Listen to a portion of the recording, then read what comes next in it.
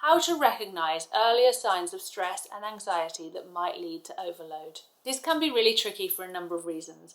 We might have difficulty recognising and processing our emotions, so we might not notice that we're feeling an emotion, and if we do, we might not know what it means. We might struggle with interoception, which is your awareness of your body's internal processes. So you might not notice the early warning signs of anxiety that are physical, like maybe a slight headache or butterflies in your stomach, and you might only notice those physical warning signs much further down the road when they're a lot more intense and you're basically overloaded. I have definitely been in situations where I've not noticed that I'm not okay until I'm really not okay, can't cope at all, and I'm about to have a breakdown. My tips for working on this are: start to learn to tune into your body.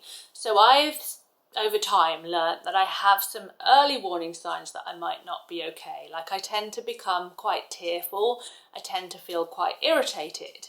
And I have learnt to give myself space and time when I have those experiences. I have a tendency to just lie on the floor, just on my back, on the floor.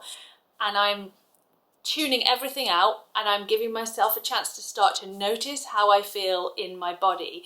Have I got a headache? Am I hungry? Am I tired? What is causing me to feel tearful? Because I've given myself the space and time, and because I'm in contact with the floor, so I'm really aware of my body, I've started to be able to tune in and notice other signs that I'm not doing okay. Keep an energy or emotions journal. I've seen people who've kept really nice colour-coded journals. So they will have a colour for the level of energy that they're at and colours for the kinds of emotions they're experiencing, and over time you build up a beautiful pattern of how you're feeling day to day, and that might help you to start to recognise more regularly those different levels of energy and those different kinds of emotions. Take time to learn what self-care looks like for you.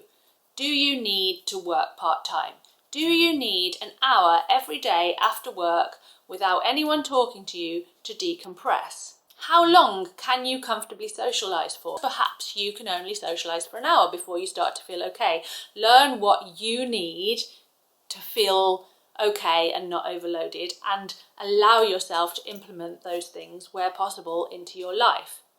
And those self-care things should be a priority always. For me, I know that I have a pattern of becoming overloaded or burnt out, really not being okay, putting loads of focus into self-care and putting all that stuff into my life, recovering because I'm doing that, and then feeling like, oh, okay, I'm better now, I don't need any of those things, and then trying to just carry on without them.